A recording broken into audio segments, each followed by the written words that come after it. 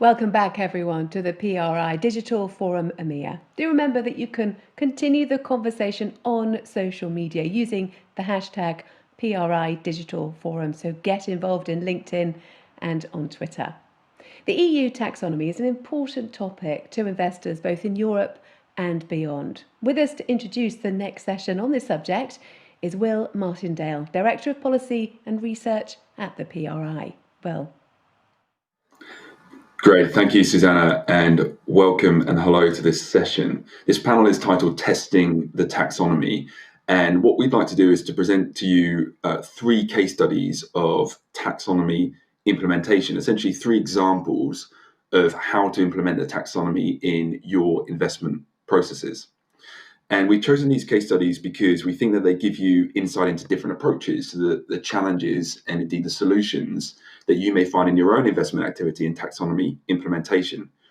And if I may, I hope you don't mind me saying, but I think this is an email off, phone down panel.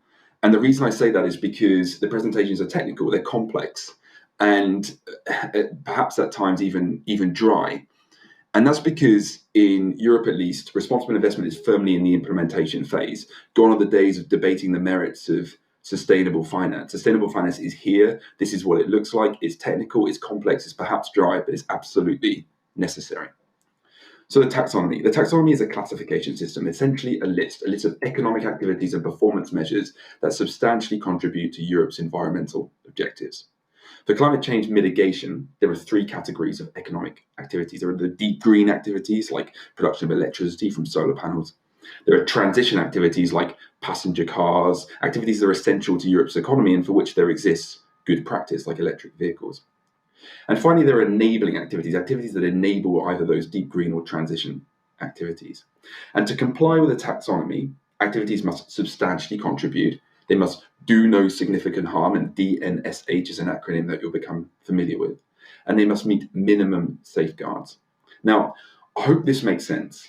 And if it doesn't, I'd say please stay on the line, but I'd recommend reading the technical expert group's final report published earlier this year, taking a look at the taxonomy-related resources on the unpri.org website, and then re-watching this session. This session is focusing on implementation. Towards the end of 2019, PRI invited signatories to participate in the Taxonomy Implementation Group. And to be honest with you, we expected maybe like a dozen or so investors to participate. And remembering this was before the TEG report, and indeed some investors committed before even the regulation was agreed by Europe's policymakers. But we were wrong to expect only a dozen. At one point, we had over 60 investors participating. Such was the level of interest in the taxonomy. Now, if I can move the slide forward, you'll see in this slide a couple of graphs. And the reason I wanted to share this is because it just gives you an insight into the types of investor that were involved. The thing I'd like to draw your attention to is that, at least on my screen, is the top right. And it says that at least a quarter of the participants, almost a quarter of the participants were US firms, such as the interest in the taxonomy outside of the EU. And so the group implemented the taxonomy in their investment processes, but they also shared case studies. And there are 37 case studies now on the PRI website. And on this slide, you'll see a couple of the processes that investors went through. And we intend to bring this to life during the course of the panel. And if you'd like a copy of these slides, you're very welcome to email me and I can share them with you afterwards. And then finally, we asked members of the group to make policy recommendations where they found aspects of taxonomy implementation challenging, to make recommendations, suggestions about how we can improve the taxonomy processes in order to make sure that taxonomy implementation is efficient and effective. And if we've got time, we'll get to that later in the panel. But for now, I'd like to get stuck in. I'd like to hand over to my first panelist. My first panelist is Chris Dodwell. He's head of policy and advocacy at Impax Asset Management. He's got an excellent case study to share with you. So over to you, please, Chris.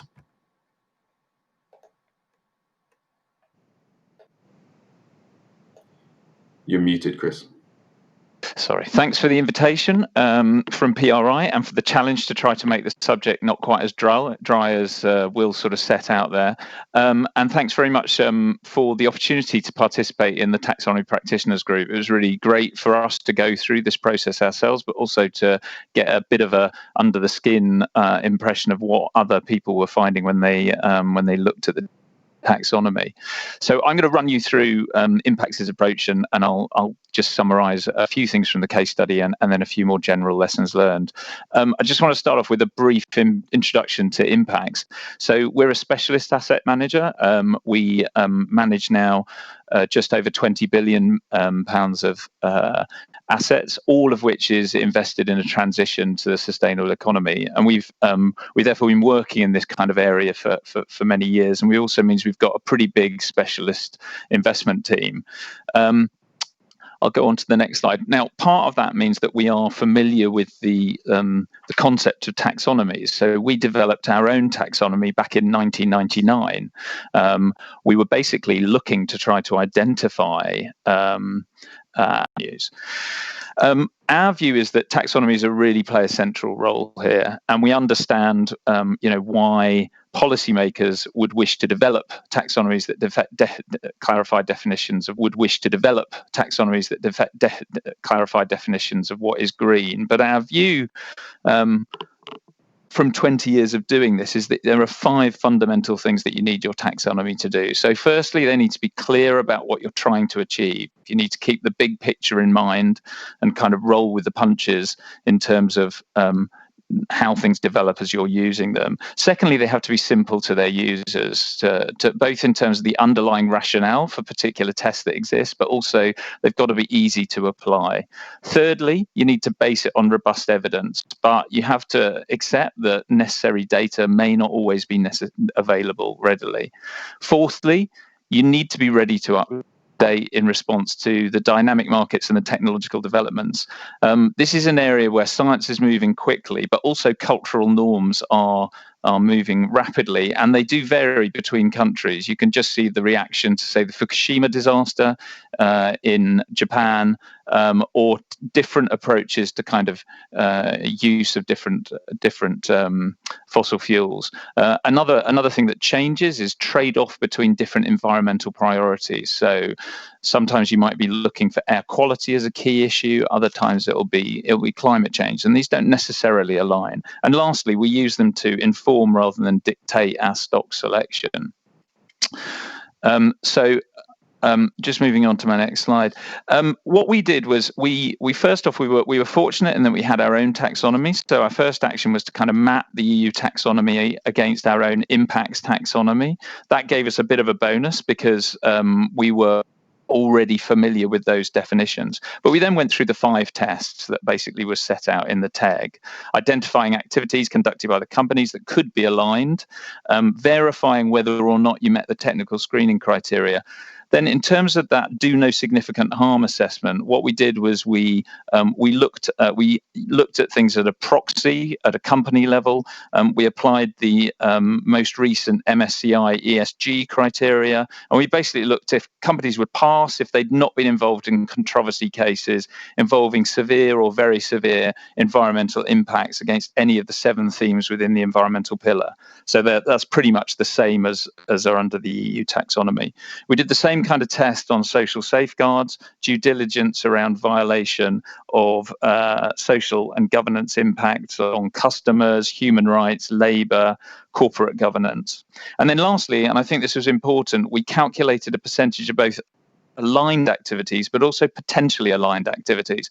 Part of the reason for this was it's recommended in the TEG, and we definitely think it's a useful way to go forward. But we were determinedly only using publicly available databases. We were trying to replicate, despite the fact that we have access to additional information through our engagement with companies, we were trying to replicate what it's like for someone coming at it just with publicly available data. Sorry, let's just go back one there.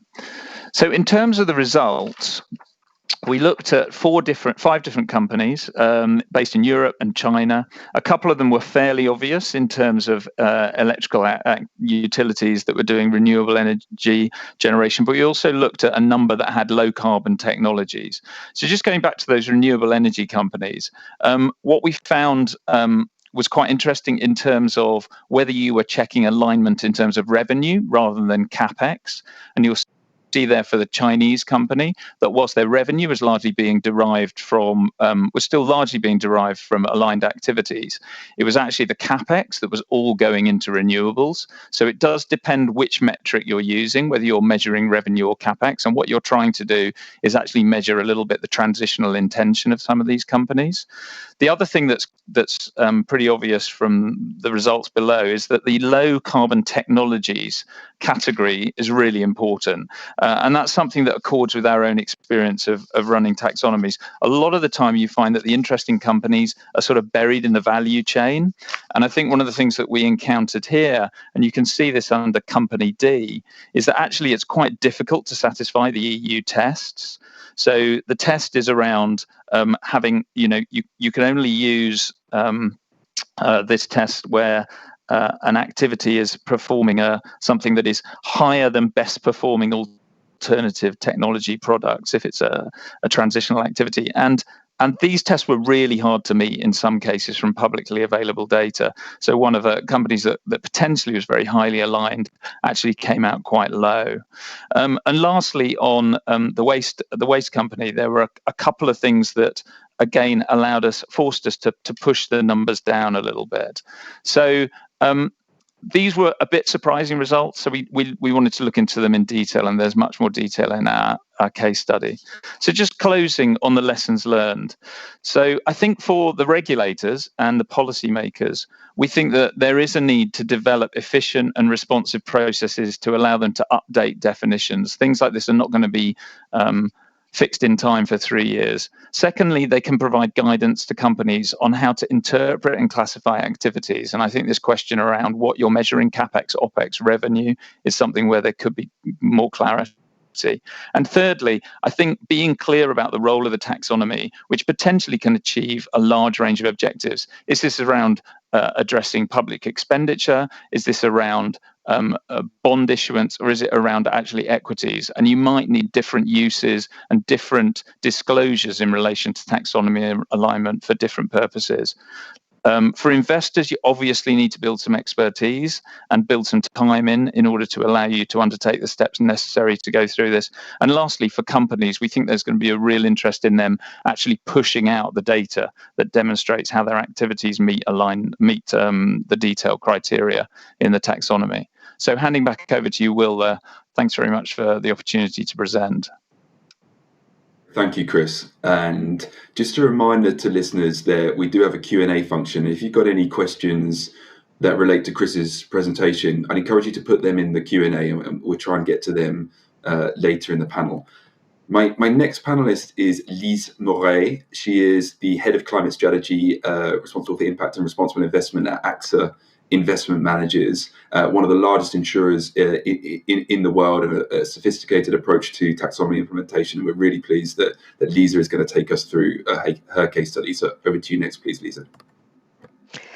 Thank you very much, Will, and I also want to thank the PRI for this opportunity to participate to this practitioner working group because the taxonomy is definitely a key new regulation that will help very much the investors, but this is also a framework that is raising a lot of questions, and I think that this practitioners exercise has been an occasion also for us to formalize and articulate the various feedbacks we have in applying the taxonomy into practice.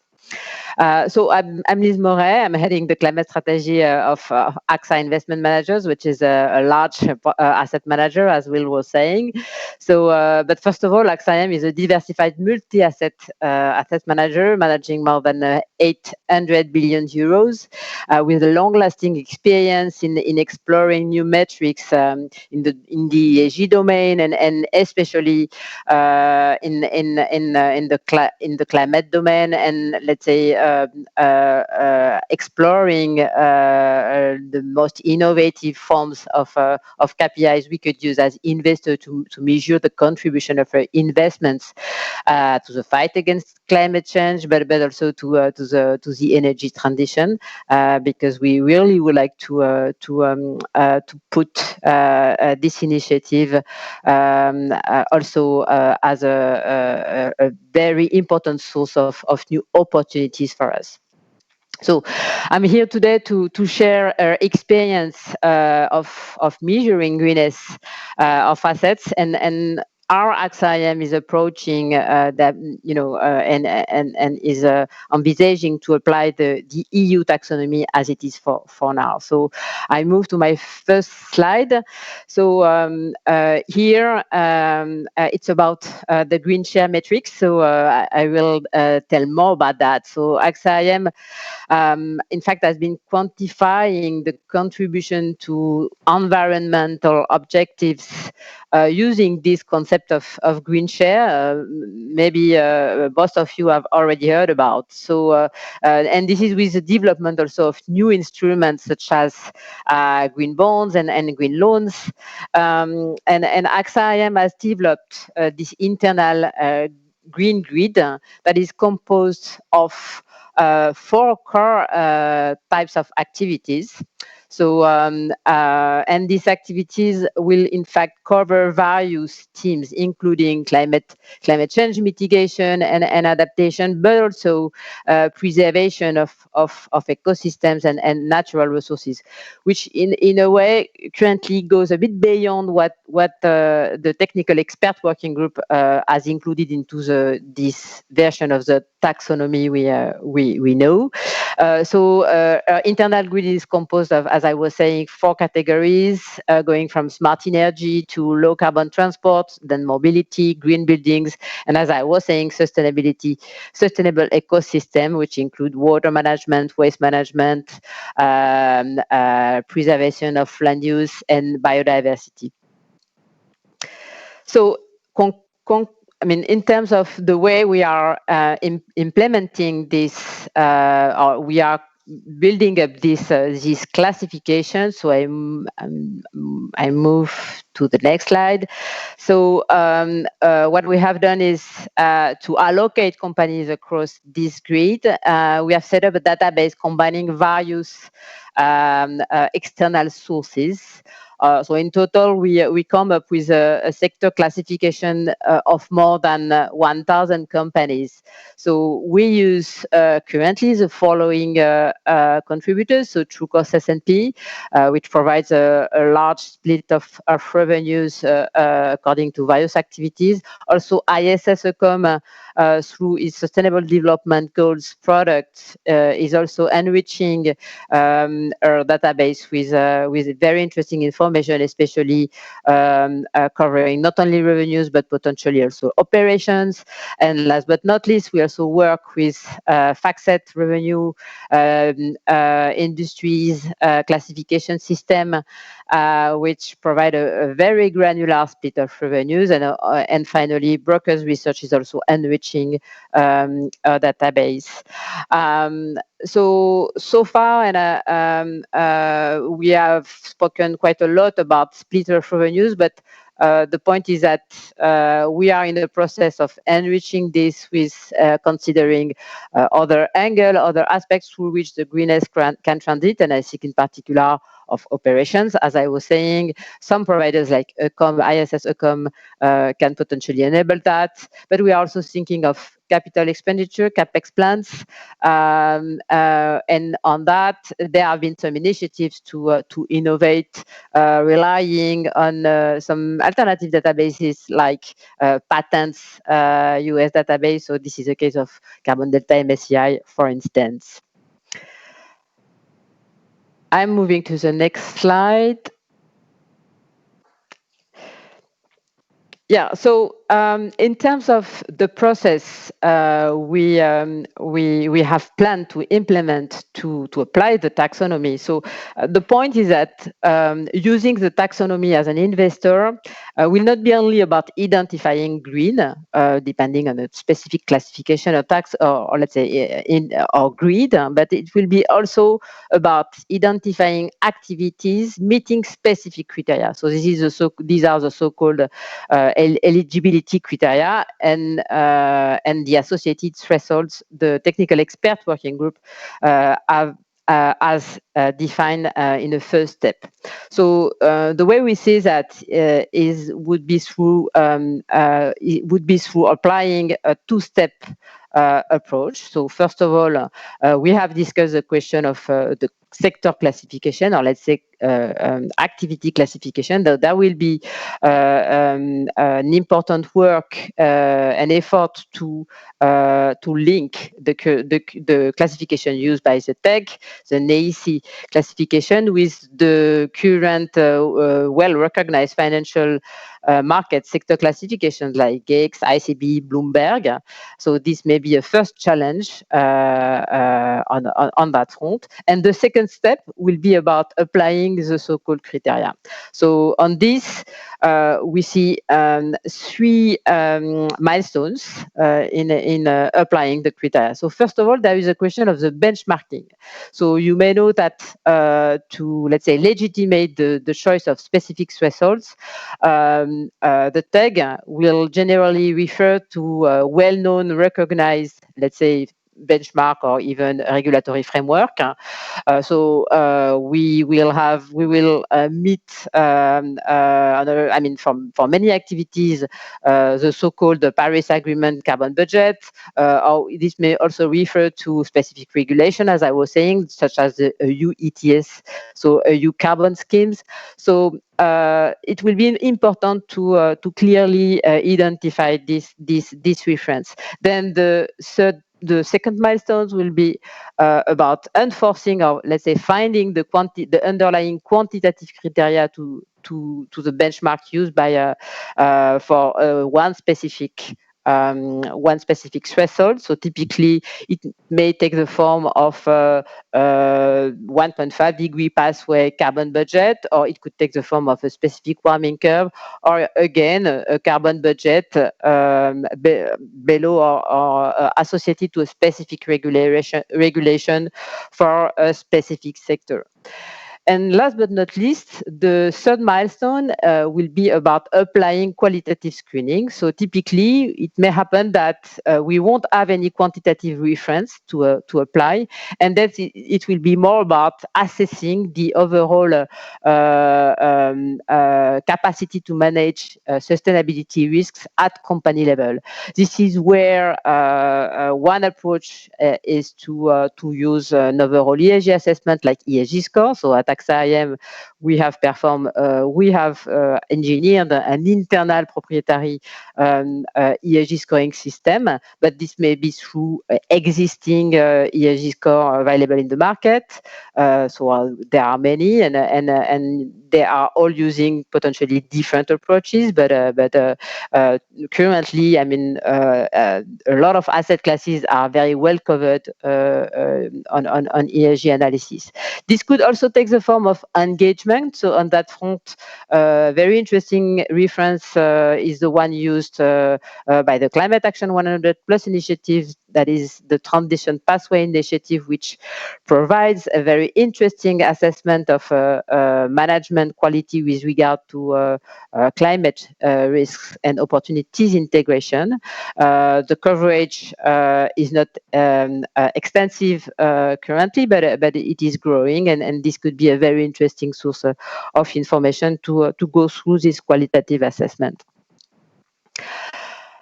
Then the taxonomy is not only about identifying green and about applying the criteria, but it's also about monitoring for the do not harm principle and the social safeguard preservation. So on that front, at AxaM, we have developed a set of ESG minimum standards we apply on a systematic basis as part of our ESG integration strategy for most of our assets.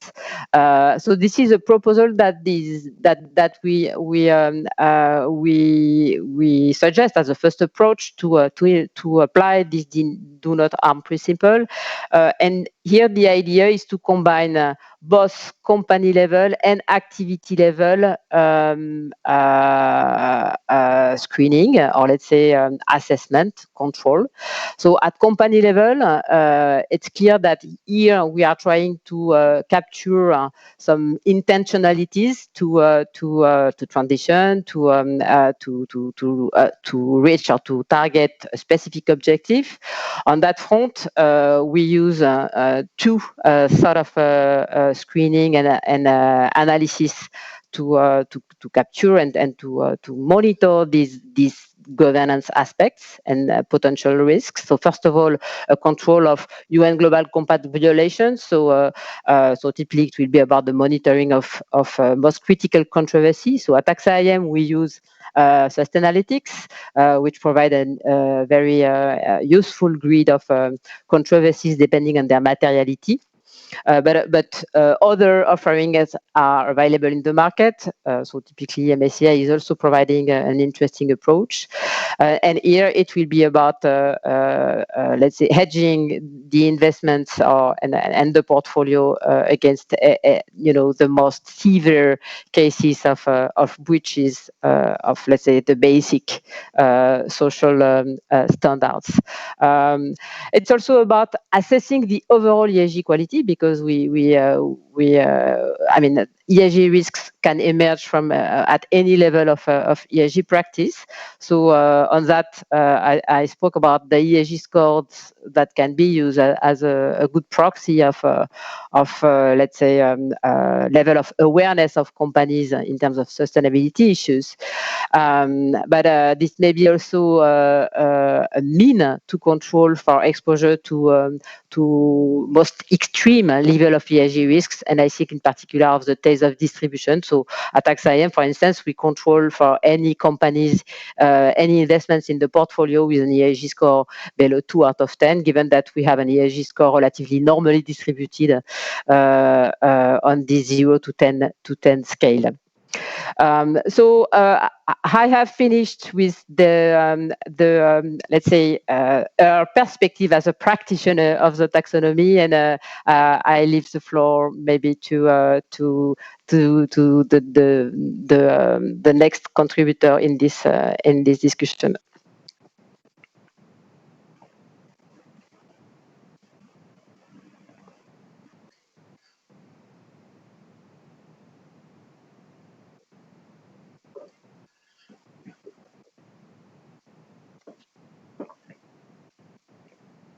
Hi there. Thanks again to the PRI for organizing the group and hosting this event. It was great to participate and work with the colleagues to put out the report, and so happy to be here. So first off, some quick background on Newberger Berman. We are a US-based asset manager that invests globally across equities, fixed income, and private equity, with roughly 350 billion of AUM. We do have funds that are sold and marketed in Europe, and of course, we'll be required to report against the taxonomy. So to level set things, our firm, like our panel colleagues, believes that the implementation of the taxonomy can help shift global capital flows towards more sustainable activities and help avert the worst consequences of climate change.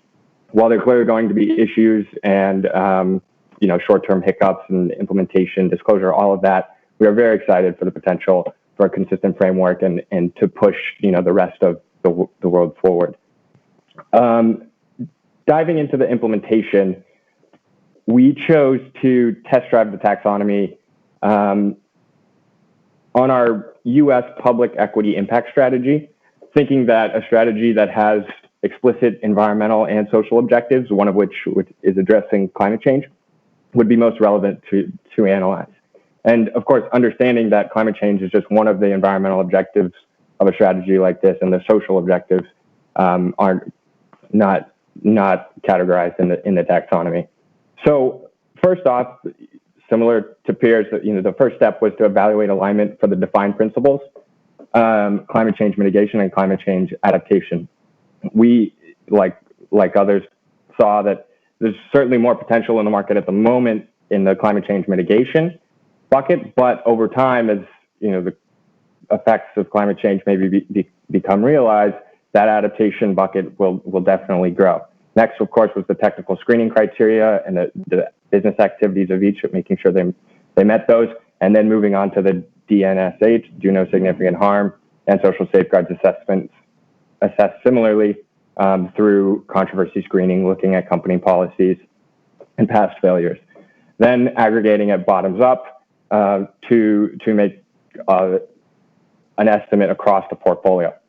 So I'll flip to the next slide to go into a practical example of how this works in the U.S. rail industry. This falls under the sector of freight transport, and what was clear to us is it met the technical screening criteria that to qualify, this activity had to have 50% lower emissions intensity per ton mile of freight moved than heavy duty vehicles.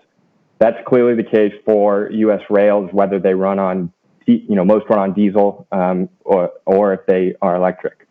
However, there is an important point that not 100% of a rail's revenue might be eligible, as any revenue that is associated with transportation of fossil fuels had to come, could not be included. So clearly, the transportation of coal, across the U.S. was not going to be taxonomy aligned revenue, and so the percentage declines for the whole group.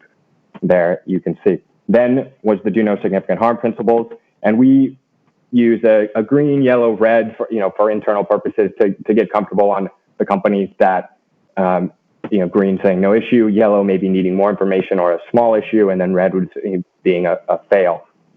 As you can see, that one of the do no significant harm criteria that is yellow is the one around pollution, and specifically for freight, it was around noise and light pollution, specific levels that are relevant to the EU regulation.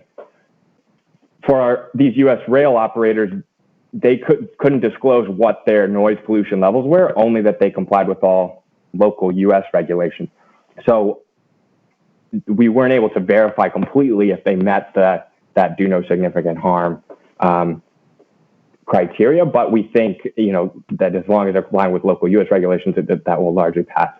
Moving next to the social safeguards, you can see for these four companies, we thought they all passed, except there is a slight issue for UNP, where going through past controversies and company disclosures, there is was an employment discrimination settlement, a small one for with one employee, so it doesn't seem like anything systematic, but that is gives us a yellow kind of pause to gather more information before concluding that met the minimum safeguard. So as I move to the next slide, we followed that process for all the industries we looked at, and while it's a concentrated portfolio of only 40 equities, this was somewhat of a luxury, as we could have do that. We found roughly 12 of the 40 have some amount of aligned revenue, and 9 of those 12 have more than 50% of revenue that is aligned. So overall, we found that we estimate that 20% of the portfolio today would be taxonomy aligned, with another 4% potentially aligned, as similar to what Chris mentioned, with a bucket for things that, if we learned more information from the company or from the technical screening criteria, could come into scope. So just lastly, I'll wrap up with some of the challenges we found and the recommendations. The first, from a U.S. investor perspective, and focusing with a U.S.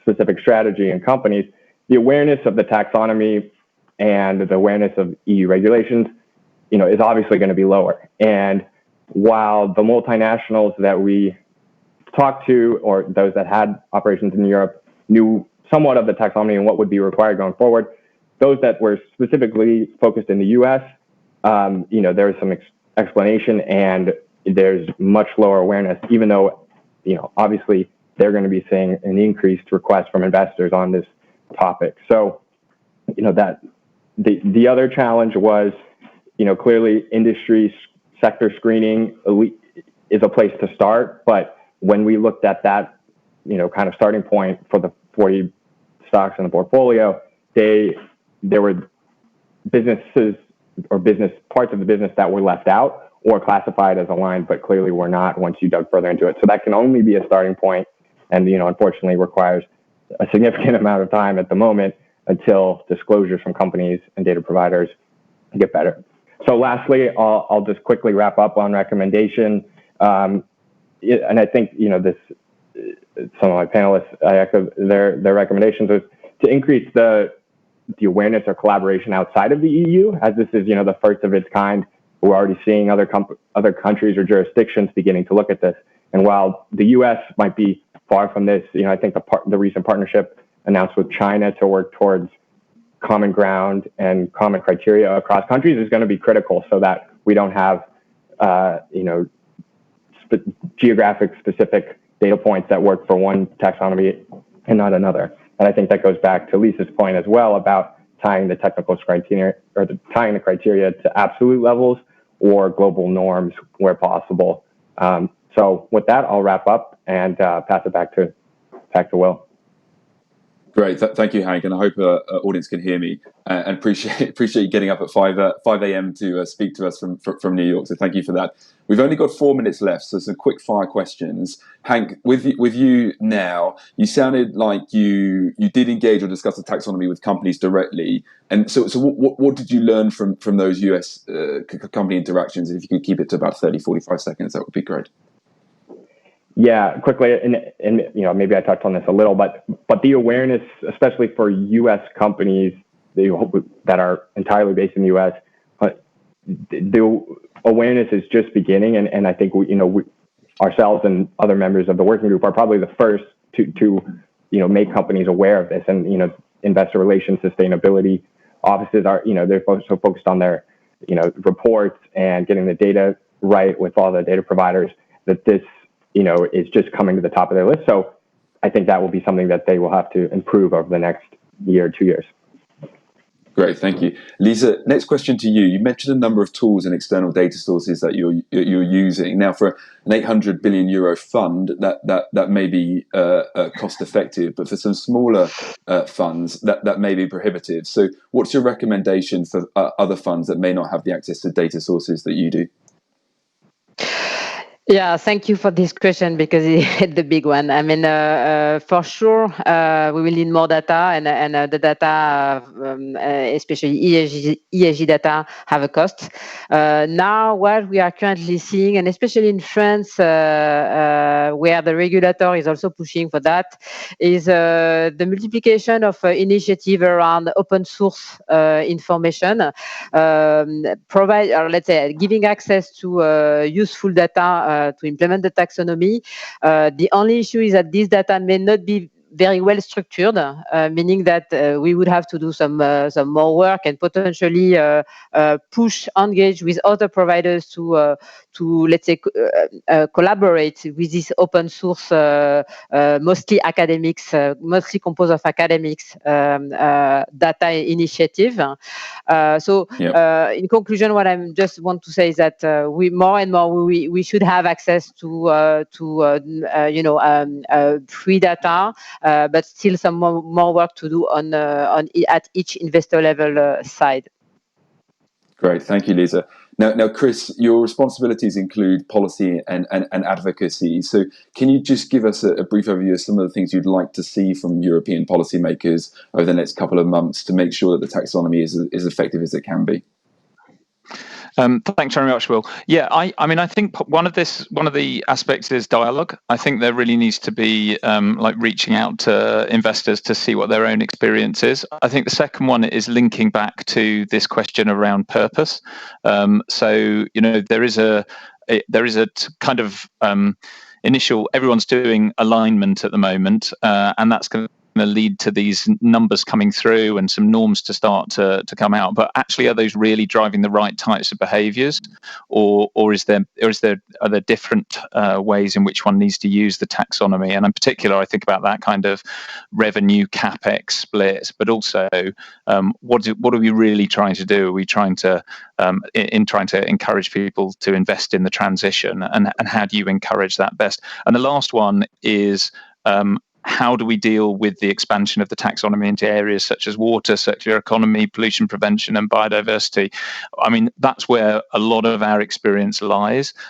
We have, expert teams that know how to talk to those companies, and we're looking at kind of how one hits things across all of these environmental criteria. So really looking forward to kind of more intense dialogue on the development of how that works. But also, I think it's just this engagement in the practicality of applying the taxonomy. How do we actually manage this now we've got it? It's a pretty big thing that the EU's bitten off, and all hoping to help them implement it. Great. All right, thank you, Chris. Now, by my watch, we're at time. We at PRI consider the taxonomy a generational shift in how we think about responsible investment. We think it's significant. We think it's necessary. We've got a number of resources on our website that we think can help you in thinking about how to apply the taxonomy in investment processes.